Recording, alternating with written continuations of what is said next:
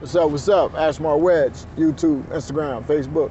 Yo, I'm not super motivated by this video, but I ain't been on here in a while. Plus, maybe this will start up some conversation that will enlighten me or enthuse me or lighten something in the hearts of the boxing lovers. So let's talk about it.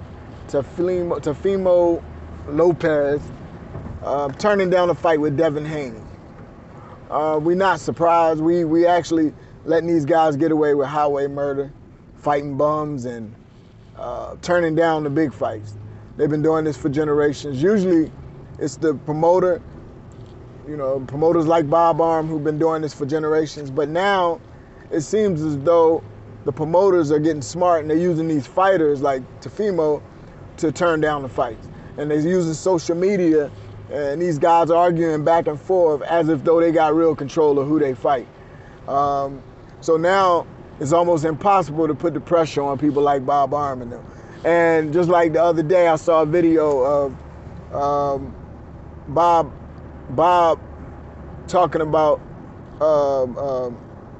how he felt about my man cursing him out on YouTube or Instagram, wherever he was at. He was, what's my man's name? Keith Thurman, going off on him. And, at first I kind of defended Bob, but now after looking at it, Bob, is using these young athletes against each other. And Keith tried to say something out, but, just how you do things sometimes, and timing is everything. But Bob is one of them people for generations who did a lot of positive, but he did a lot of negative. And one of the negative things outweigh all his positive.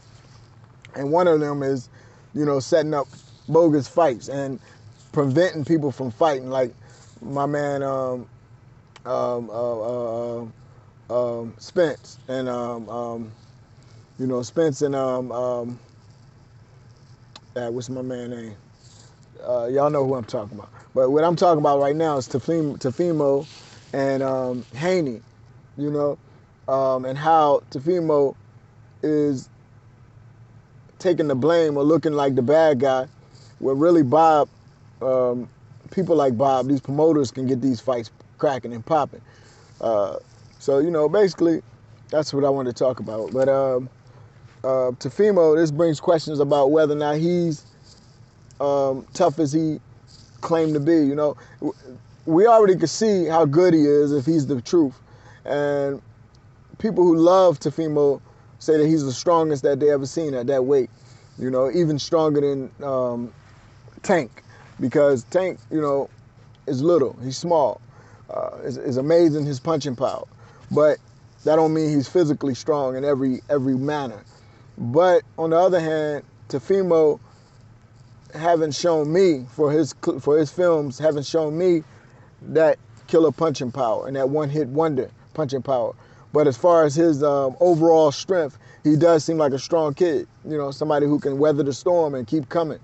But the difference between that and strong punching power like Tank is that Tank put your lights out. He had that nerve and you're gone.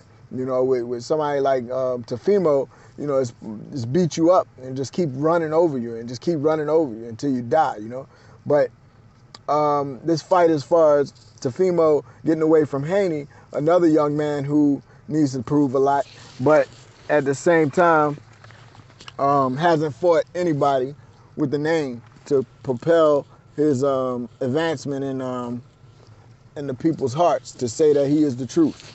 Time will do all that. Yeah, I think we're being patient with Haney. Time will tell. But as of right now, it seems like these promoters like Bob and them, are starting to switch gears because they see that with the social media is exposing them and seeing what they're doing. So what they're doing now is getting these fighters to get on social media and fight each other, argue and this and that, when they know they're not going to fight each other. For example, what's the tall boy, Garcia, Ryan Garcia. He got the gift of the gab. But getting these guys together is going to be another thing. and it's going to make a lot of money before they actually come together. They've been doing this for generations, but now instead of the promoters, it's the fighters. So that's all I want to say on that piece.